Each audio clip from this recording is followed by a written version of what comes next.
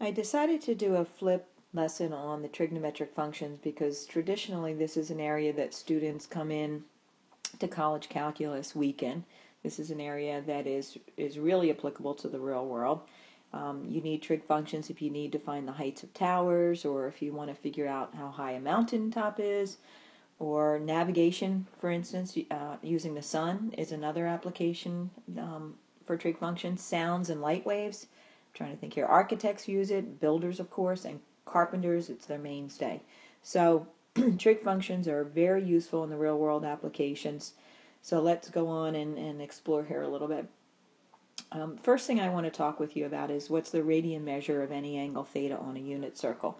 So a unit circle is a circle where the radius is equal to 1. And on a unit circle, the arc length of any arc that's subscribed when you rotate through an angle theta, s, the arc length, is a linear distance. So if I were to pick this arc length up, if I had a string and I were to pick this up, and I would straighten that piece out on a ruler, some ruler, then I would get a unit of measure that's something like centimeters, inches. It's a linear measurement. So the arc length is a linear measurement. When you divide the arc length by the radius, you get the angle theta. So theta is equal to the arc length s divided by the radius. And in a unit circle, the radius is 1. So this is simply theta is equal to the arc length s in a unit circle.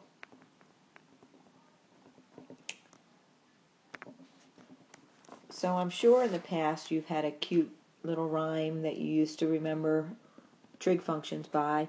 When I first was introduced to trig functions, I had Sakatoa. You may have something else. But trig functions are defined by the ratios of the sides of a right triangle. So you're looking at the ratio of these sides.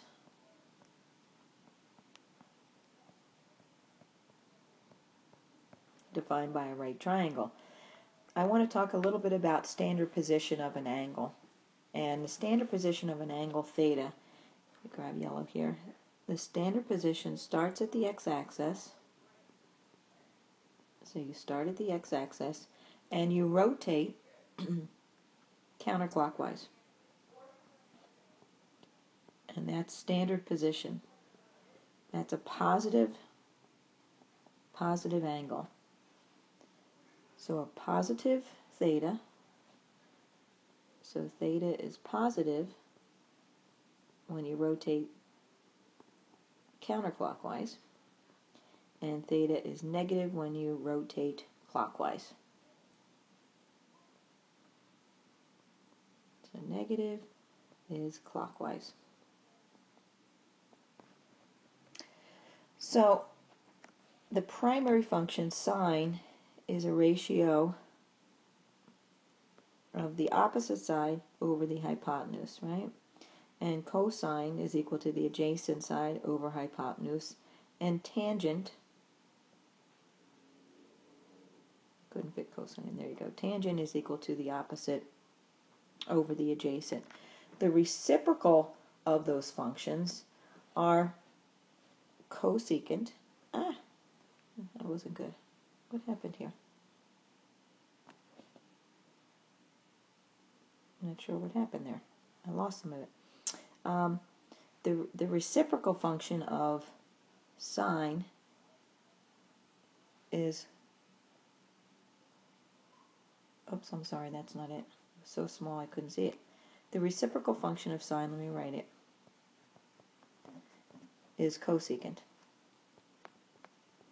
Because the ratio of sine, again, is opposite over hypotenuse, and the reciprocal of that, you just inverted, is hypotenuse over opposite, and that's cosecant. The reciprocal function of cosine is secant, and again, cosine is adjacent over hypotenuse, and secant is the flip of that. And tangent is opposite over adjacent, and cotangent, the reciprocal function,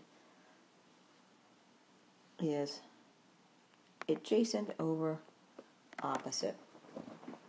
It's important not to confuse, let me write this down, reciprocal functions with inverse functions. So don't confuse, which we will do later in another lesson. So don't confuse reciprocal, meaning the inverses, with meaning the opposites, the flipping of that ratio, with don't confuse reciprocals with inverses. Inverse trig functions are completely different. And I'm going to pause there for a second. So now we're going to look at the unit circle in more detail. And again, the unit circle is a circle with radius of 1. And it's important that we memorize the unit circle. And I'll try and give you a tip. If you already have it memorized, fantastic.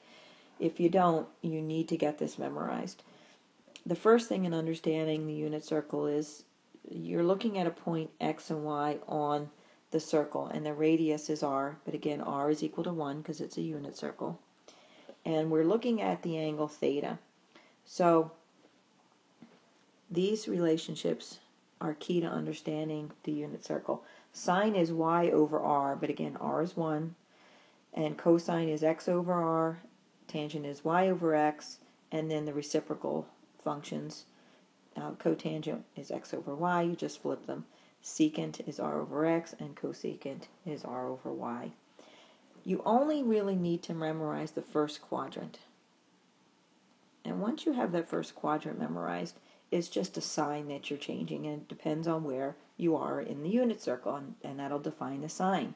So if you have the first quadrant memorized, you'll notice that the first angle that you hit is a 30-degree angle, which is pi over 6, and if you can think about this, it's going to go 6, 4, 3, 2 in the denominator.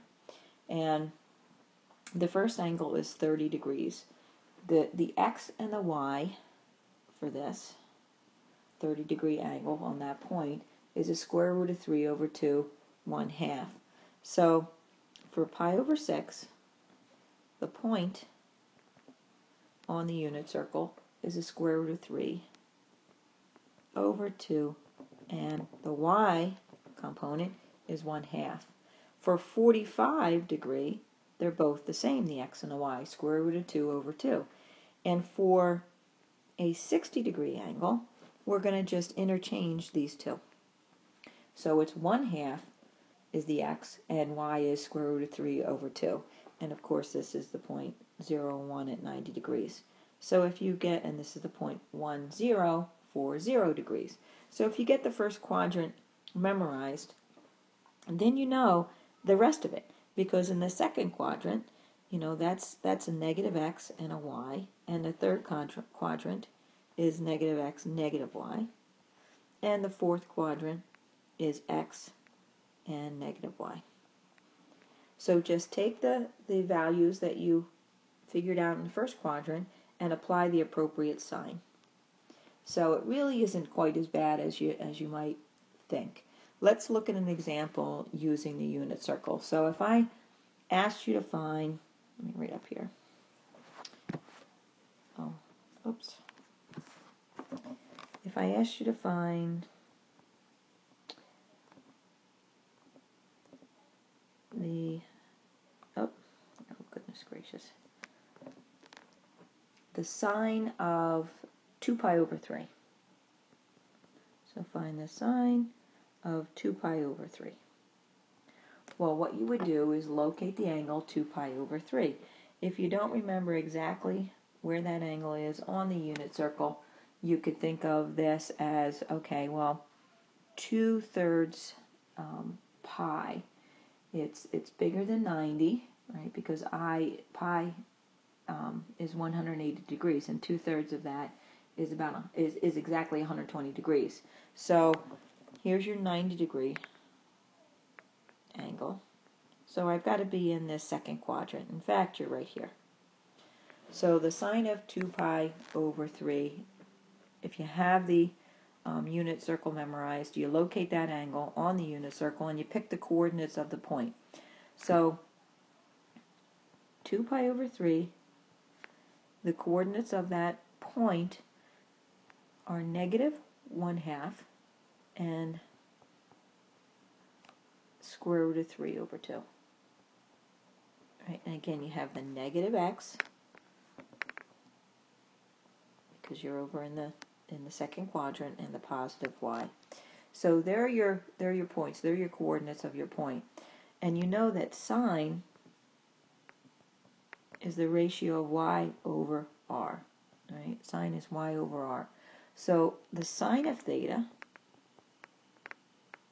or the sine of 2 pi over 3, is equal to the square root of 3 over 2, which is y, divided by r, which is your radius. Let me rewrite that. And your radius is 1. So your answer to that is square root of 3 over 2. Easy enough. Negative angle. I'm going to try and not much real estate here. I'm going to try and write it down below. I don't want to scroll on you. So the cotangent of negative 17 pi over 3. So how do we evaluate the cotangent of negative 17 pi over 3? Well, if you want to think of it, you could, it's a negative angle. That's the first thing you note. You have a negative angle. So which direction are you going? You're going clockwise. So you're going clockwise. And 17 pi over 3, if I divide 17 by 3 evenly, I get 5 pi. So 5 pi, and then I have 2/3 left over of a pi, right? All I did was just divide 17 by 3. So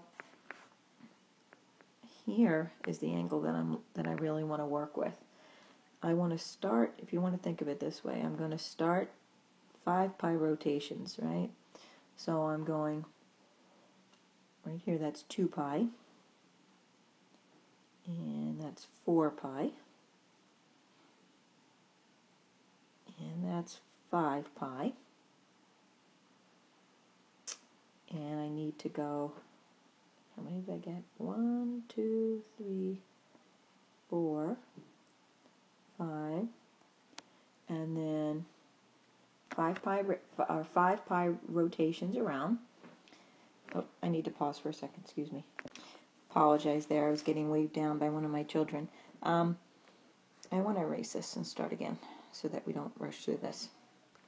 Okay, so you're asked to find the cotangent of negative 7 pi over 3. Again, divide 17 by 3, you get 5 pi plus 2/3 pi left over. This is a negative rotation. So actually I may have gone the wrong direction in my distraction.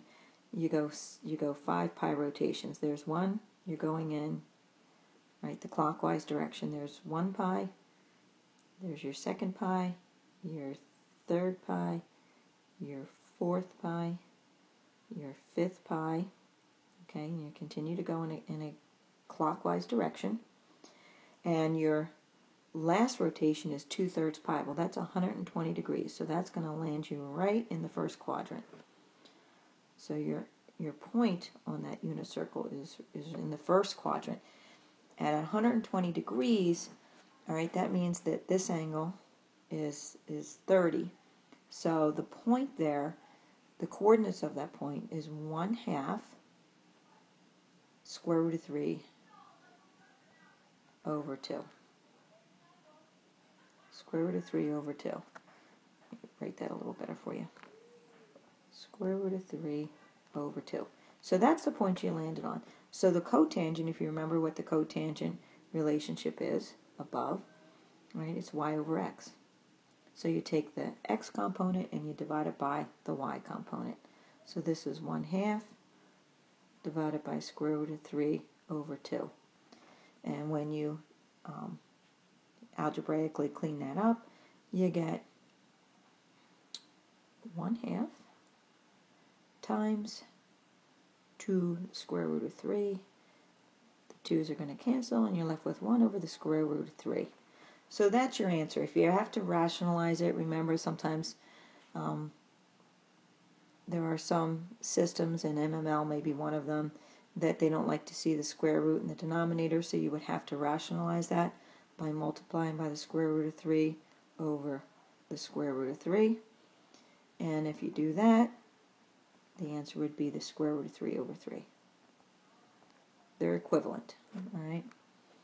This is the same thing as that, except rationalized.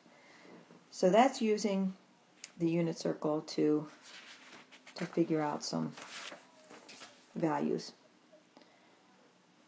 The last thing I just want to bring to your attention is that there are a number of relationships, and these are the trigonometric identities that we will be using in this course.